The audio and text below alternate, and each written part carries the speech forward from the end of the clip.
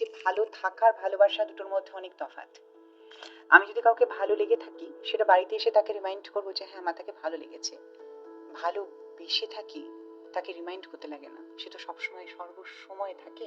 তাই ভালোবাসাটাকে ভেঙে দেওয়া, ভালোবাসাটাকে নতুন করে তৈরি করা, কেউ এসে তাকে ভেঙে দেবে, এটা তো হয় না, এগুলো তো হওয়ার নয়।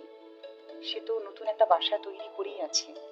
জীবনে কোথাও ক্ষত হোক বা শরীরে কোথাও ক্ষত হোক, সেই দাগ মেটানো যায়, কিন্তু আঘাতের দাগ মেটানো যায় না। তাই ভালোবাসা হচ্ছে ঠিক আঘাত, যা কখনো মেটানোই যায় না। দেখো একটা কথা বলি, যেটা হচ্ছে ভালোবাসতে গেলে সবার আগে দরকার মনের জোর। যে আমি যদি তোমাকে ভালোবাসি, আমি পরোয়া করব না সমাজে, আমি পরোয়া করব না পরিবারের, আমি পরোয়া করব না আমার নিজের। আমি ভালোবাসি মানে ভালোই বাসবো। যদি তুমি আমার হও, সবাই একদিন তোমাকে মেনে নেবে।